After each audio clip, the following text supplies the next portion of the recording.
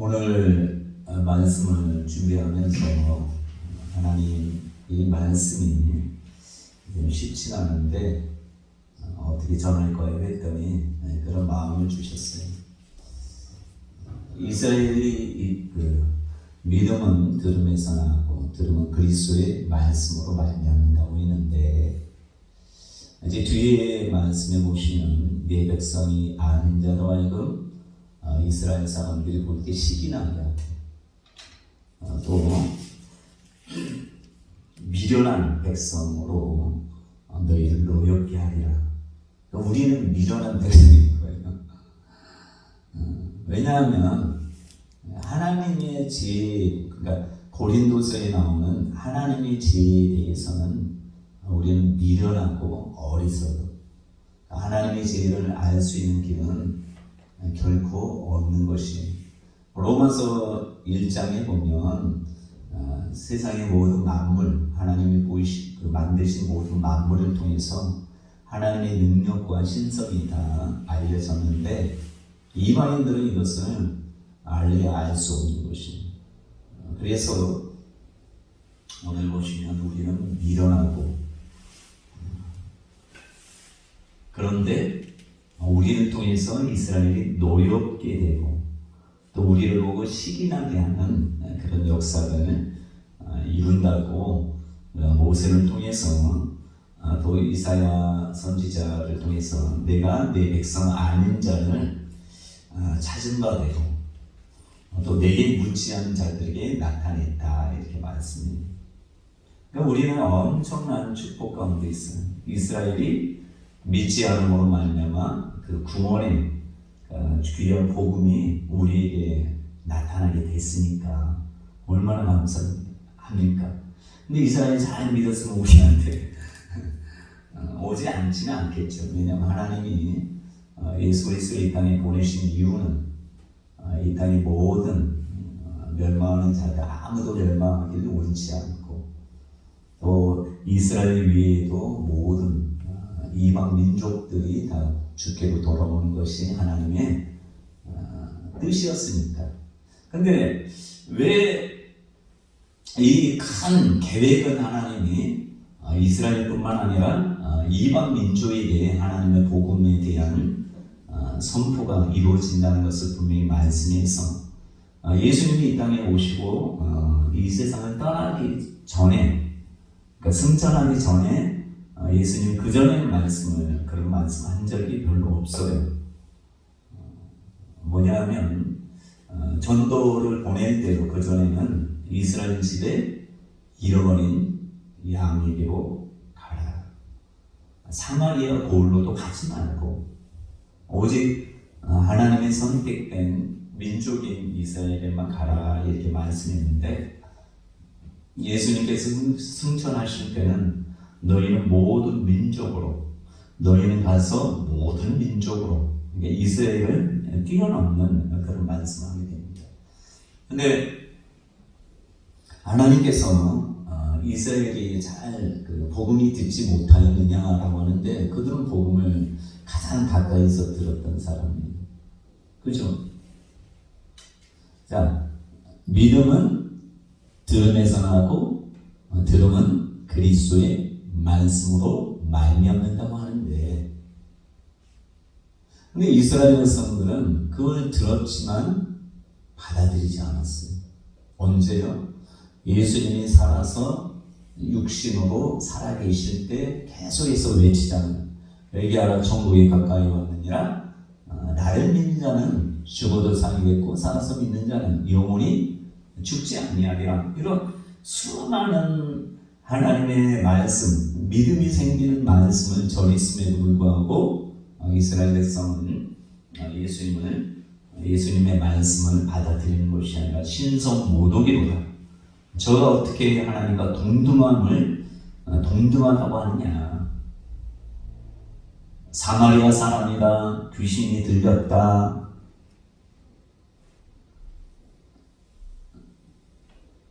나사렛 사람이다, 나사렛에서 어떻게 선한 것이 날 수 있느냐 하면서 계속해서 예수님의 말씀을 받아들이지 않고 나사렛 사람들은 낭떠러리에 떨어뜨려 죽이려고도 하고 바라바를 내주랴 예수를 내주랴 했을 때 바라바로서이다. 그를 어떻게 하랴? 십자가에 못 박게 하소서. 십자가에 못 박게 하소서.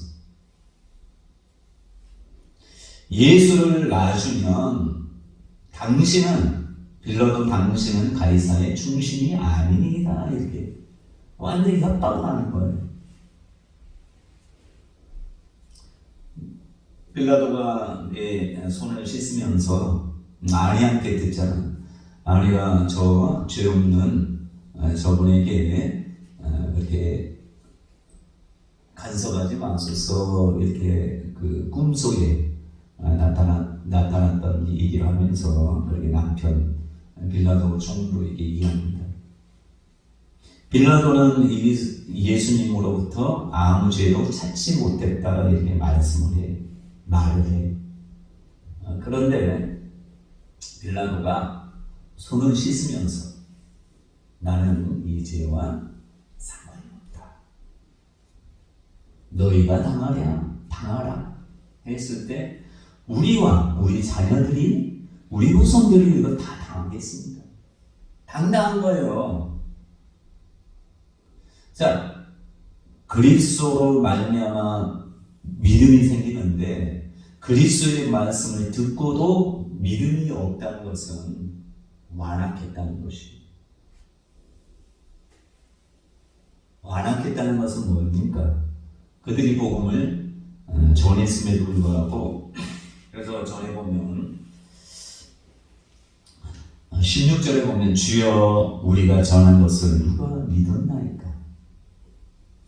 18절에 보면 그들이 듣지 아니하였느냐? 그렇지 아니하니 그 소리가 온 땅에 퍼졌고 그 말씀이 땅 끝까지 이르렀도다. 촛대를 옮겨버리는 사건하고 똑같은 것이다 생각하시면 돼요. 요한계시록에는 촛대를 너희가 순종하지 않고 내 뜻대로 하지 않으면 촛대를 옮겨버리리라 이런 말씀이 있어요. 이스라엘 사람들에게 왔는데 그들이 하나님을 잘 믿었다면 어떻게 됐을까요?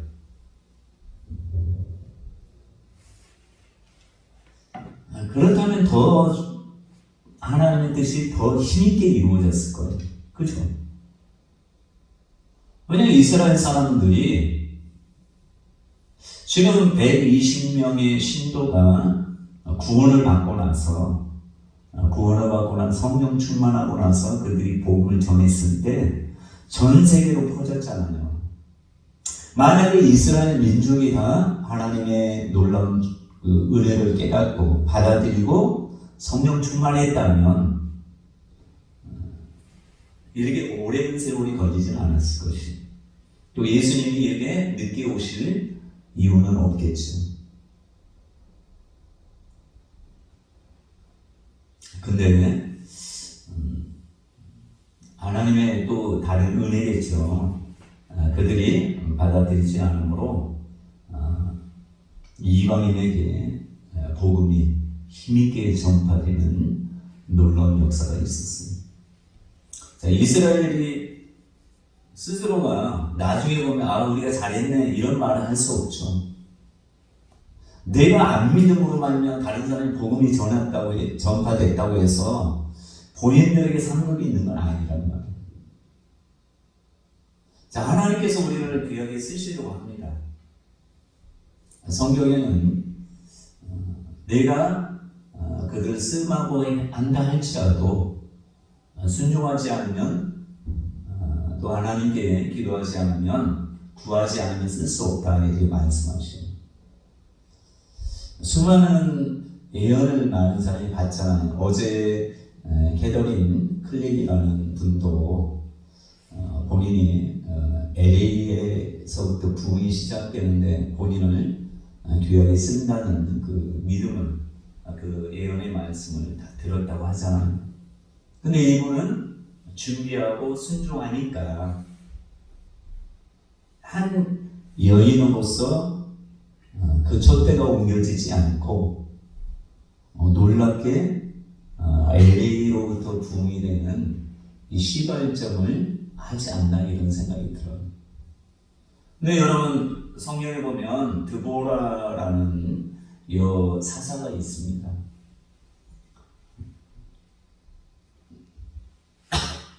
다른 나라와 싸울 때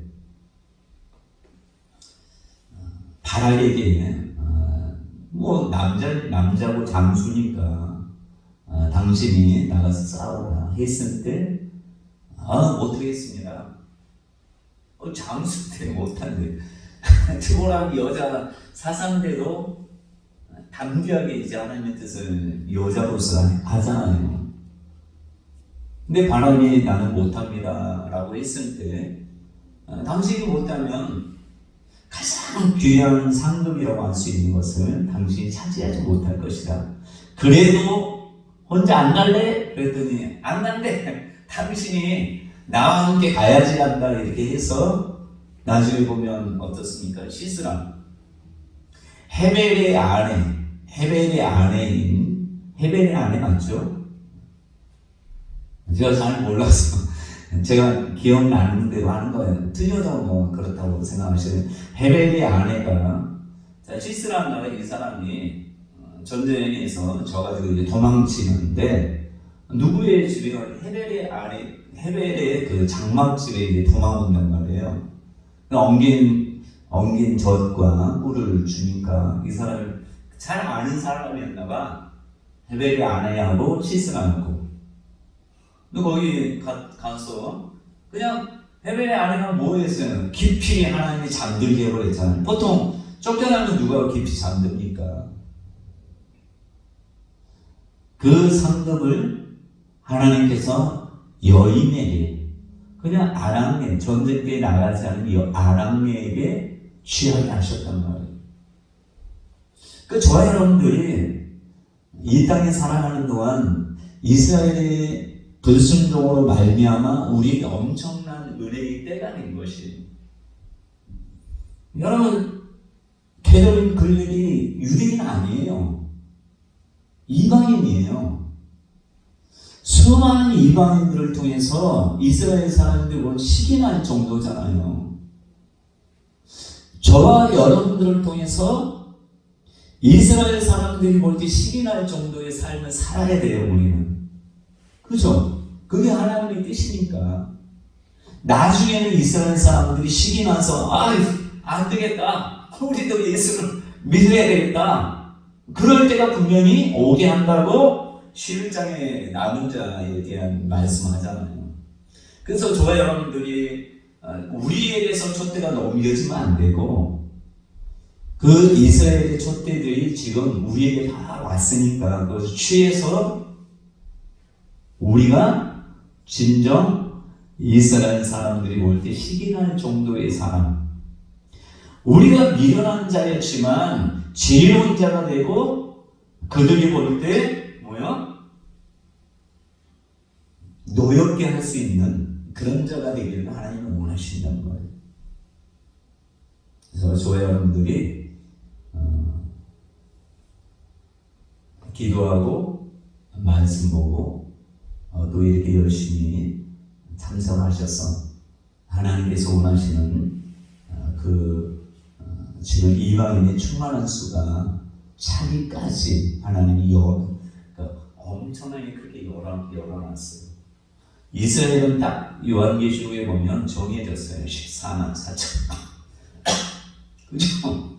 그러나 이방인의 수는 14만 4천 명이 아니고 이방인은 허다한 셀 수 없을 정도의 허다한 무리라고 분명히 말씀하고 있어요.